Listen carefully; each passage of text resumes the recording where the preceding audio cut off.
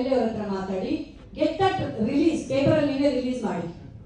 ಕಡ್ಡಾಯವಾಗಿ ಕಸ ವಿಂಗಡಣೆ ಮಾಡಿಲ್ಲ ಅಂದ್ರೆ ಪೆನಾಲ್ಟಿ ಅನೌನ್ಸ್ಮೆಂಟ್ ಮಾಡಿ ಕೊಡಿ. someone should plan this. ನಾನು ಹೇಳೋದು, ನಾವು ಇವತ್ತು ಮೀಟಿಂಗ್ ಆದ್ಮೇಲೆ if we get busy with our work, ನಮ್ಮ ಕೆಲಸದಲ್ಲಿ ನಾವು ಬಿಸಿ ಇಟ್ಬಿಟ್ರೆ ಇದು ಹಂಗೆ ಅಡಿಗೆ ಹೋಗ್ಬಿಡುತ್ತೆ. Unless there is a resolution passed, zonal commissioners decision ತಗೋಬೇಕು, ಎನ್ವೈರನ್ಮೆಂಟಲ್ ಇಂಜಿನಿಯರ್ಸ್ ಡಿಸಿಷನ್ ತಗೋಬೇಕು, ಹೆಲ್ತ್ ಇನ್ಸ್ಪೆಕ್ಟರ್ಸ್ ಪ್ಲಾನ್ ಮಾಡಬೇಕು.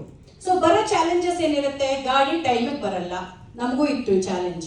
ನಾವೇನ್ ಹೇಳ್ತೀವಿ, ಗಾಡಿ ಟೈಮ್ ಯಾಕೆ ಬರಲ್ಲ ಅಂದ್ರೆ ಒಂದೇ ಟೈಮ್ಗೆ ಎವ್ರಿ ಡೇ ಎಲ್ಲರಿಗೂ 8 ಗಂಟೆಗೆ ಒಳಗಡೆ ಬೇಕು. ನಾನು ಕೆಲ್ಸಕ್ಕೆ ಹೋಗ್ತೀನಿ, 10 ಗಂಟೆಗೆ ನಾವು ಮನೆಯಲ್ಲಿರಲ್ಲ, 8 ಗಂಟೆಗೆ ಬನ್ನಿ. Practically not possible. ಸೊ ನಾವೇನು ಹೇಳ್ತೀವಿ, ನೀವು ಕಸ ವಿಂಗಡಣೆ ಮಾಡಿ ಆ ಗೇಟ್ಗೆ ಒಂದು ಹುಕ್ ಹಾಕಿ ನೇತಾಕಿ. ನಂದು ವಿಡಿಯೋಸ್ ನೋಡಿ, ದಯವಿಟ್ಟು ಸೋಷಿಯಲ್ ಮೀಡಿಯಾ ನೀವೆಲ್ಲ ಇದ್ರೆ ಶಾಂತಿ ತುಮ್ಮಲ ಅಂತ ವಿಡಿಯೋ ನೋಡಿ. ಆ ವಿಡಿಯೋಸ್ ಅಲ್ಲಿ ತೋರಿಸಿದೀವಿ. ಆ ಹುಕ್ ಹಾಕಿ ಗೇಟಿಗೆ ನೇತಾಕಿದ್ರೆ ಏನಾಗುತ್ತೆ, ನಾಯಿ ಬೆಳೆಸತ್ತೆ, ಆ ಹಸು ಬೆಳೆಸತ್ತೆ, ಅದು ಇದು ಏನೂ ಇರಲ್ಲ. ಹಾಕ್ಬಿಟ್ಟು ನಿಮ್ಮ flat number ground floor, first floor, second floor ಹಾಕ್ಬಿಟ್ಟು ನೀವು ಕೆಲ್ಸಕ್ಕೆ ಹೋಗ್ತಾ ಇರ್ಬೋದು. ನೀವು ಇರಬೇಕು ಗಾಡಿ ಬಂದಾಗ ಅಂತ ಇಲ್ಲ. ಇದನ್ನು ನೀವು ಜನಕ್ಕೆ ಹೇಳಬೇಕು. ಫಸ್ಟ್ ಪ್ರಾಬ್ಲಮ್ ಟೈಮಿಗೆ ಬಂದಿಲ್ಲ ಅಂದರೆ ಎಲ್ಲರಿಗೂ ಒಂದೇ ಟೈಮ್ಗೆ practically impossible. Second, behavioural change ತರಬೇಕು, ಜನಕ್ಕೆ ಅವೇರ್ನೆಸ್ ಜಾಸ್ತಿ ಮಾಡಬೇಕು, which is a very very basic requirement.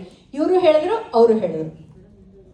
Citizen engagement is the successful reason for segregation. ಹೆಂಗಾಗತ್ತೆ, ನಿಮ್ಮ ವಾರ್ಡಲ್ಲಿರೋದು, ನಿಮ್ಮ ಝೋನಲ್ಲಿರೋದು ಶಾಲಾ ಮಕ್ಕಳನ್ನ, ಕಾಲೇಜ್ ಮಕ್ಕಳನ್ನ ನಾನೇನು ಏನು ಮಾಡಿದ್ವಿ, ಇನಿಷಿಯಲಿ ಮನೆಗೆ ಹೋಗ್ಬೇಕಂದ್ರೆ 45,000 ಮನೆ, ನಾನು ಮುದುಕಿ ಆದರೂ ಆಗಲ್ಲ ಅಂತ ಅರ್ಥ ಆಯಿತು ನನಗೆ. ನನ್ನ ನೋಡ್ಕೊಂಡು 10 ಜನ ಸೇರ್ಕೊಂಡ್ರು ನಮ್ಮ ಟೀಮ್ಗೆ. ಮೇಡಮ್ ಒಳ್ಳೆ ಕೆಲಸ ಮಾಡ್ತಾ ಇದ್ದೀರಾ, I also want to support ಅಂತ. ಒಬ್ಬಳೇ ನಾನು ಶುರು ಮಾಡಿದಾಗ 10 ಜನ ಸೇರ್ಕೊಂಡ್ರು. ನಾವು 10 ಜನ ಮನೆಗೂ ಹೋದ್ರೂ 45,000 ರೀಚ್ ಆಗೋಕ್ಕಾಗಲ್ಲ. ಏನು ಮಾಡಿದ್ವಿ, ಒಂದು ಸ್ಕೂಲ್ಗೆ ಹೋದ್ವಿ. ಸ್ಕೂಲ್ ಹತ್ರ ಮಾತಾಡಿ, ಮೇಡಮ್ 10th ಅವ್ರು ಬ್ಯುಸಿ ಇರ್ತಾರೆ, 8th 9th ಸ್ಟೂಡೆಂಟ್ಸ್ನ ನಮಗೆ ಕೊಡಿ, ನಾವು 1 hour ಅವರಿಗೆ ಪಾಠ ಮಾಡ್ತೀವಿ. ಆಮೇಲೆ ಒಂದಿನ ಅವ್ರನ್ನ ನಮ್ಮ ಜೊತೆ ಕಳಿಸ್ಕೊಡಿ. ಆ ಮಕ್ಕಳನ್ನ ಕರ್ಕೊಂಡೋಗಿ ಒಬ್ಬ 10 ಜನನೇ ಒಂದೊಂದು ಬೀದಿಗೆ ಬಿಟ್ಟು ಪೂರ್ತಿ ಬ್ಲಾಕ್ ಅವೇರ್ನೆಸ್. ಅವ್ರ ಸ್ಕೂಲ್ ಎಲ್ಲಿದೆ ಆ ಸುತ್ತಮುತ್ತ ಪ್ರತಿ ಮನೆಯವ್ರಿಗೂ ಈ ಸ್ಕೂಲ್ ಮಕ್ಕಳು ಹೋಗಿ ಅವೇರ್ನೆಸ್ ಕೊಟ್ಟರು. ಗೇಟ್ ಬಡಿದು, ಆಂಟಿ ಸೆಗ್ರಿಗೇಷನ್ ಮಾಡಿ, ನಾಳೆಯಿಂದ ಮಾಡಿಲ್ಲ ಅಂದರೆ ಫೈನ್ ಹಾಕ್ತಾರೆ. ಮಕ್ಕಳು ಕೇಳಿದರೆ ಅದು ಎಫೆಕ್ಟ್ ಬೇರೆ ಇರುತ್ತೆ. Make use of school children, make use of college children. ಇದರಿಂದ ಏನಾಗುತ್ತೆ, ನಿಮಗೆ ಬೇಗ ಮುಗಿಯುತ್ತೆ ಔಟ್ರೀಚು. ಪ್ಲಸ್ ಆ ಮಕ್ಕಳು ಒಂದು 10 ಜನಕ್ಕೆ ಹೇಳಿರ್ತಾರೆ ಸೆಗ್ರಿಗೇಷನ್ ಮಾಡಿ ಇಲ್ಲಾಂದ್ರೆ ಫೈನ್ ಅಂತ. ಅವ್ರ ಮನೆಗೆ ಹೋಗಿ ತಪ್ಪು ಮಾಡಲ್ಲ. ನಾವು 10 ಜನಕ್ಕೆ ಹೇಳಿದಾಗ ಎಲ್ಲೋ ಒಂದು ಕಡೆ ಕಾನ್ಷಿಯಸ್ ಇರುತ್ತೆ, ಹೆಚ್ಚೆ ನಾನು ತಪ್ಪು ಮಾಡಬಾರ್ದು ಅಂತ. ಹಂಗೂ ಉಪಯೋಗ ಆಗುತ್ತೆ, ಹಿಂಗೂ ಉಪಯೋಗ ಆಗುತ್ತೆ. ಸ್ಕೂಲ್ ಮಕ್ಕಳನ್ನ, ಕಾಲೇಜ್ ಮಕ್ಕಳನ್ನ ಉಪಯೋಗಿಸ್ಕೊಳ್ಳಿ. ಪ್ರತಿಯೊಂದು school, college of Hubballi announcement ಆಗಬೇಕು. ಎಲ್ಲಿ?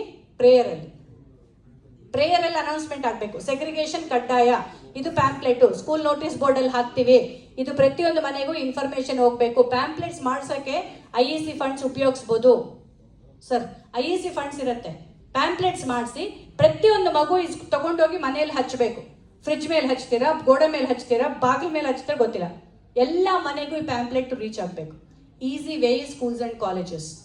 ಪ್ರತಿಯೊಂದು ರಿಲಿಜಿಯಸ್ ಅಂದರೆ ಟೆಂಪಲ್ ಇರ್ಬೋದು, ಚರ್ಚ್ ಇರ್ಬೋದು, ಚರ್ಚಲ್ಲಿ ಮಾಸ್ ನಡೀತಾ ಇರುತ್ತೆ ಸಂಡೇ, ಅಲ್ಲಿ ಹೋಗಿ ಅನೌನ್ಸ್ ಮಾಡಬೇಕು. ಫ್ರೈಡೆ ಮಾಸ್ಕಲ್ಲಿ ನಡೀತಾ ಇರುತ್ತೆ, ಅಲ್ಲಿಗೆ ಹೋಗಿ ಅನೌನ್ಸ್ ಮಾಡಬೇಕು. ಈ ಔಟ್ರೀಚ್ ಅನ್ನೋದು should be A very planned activity.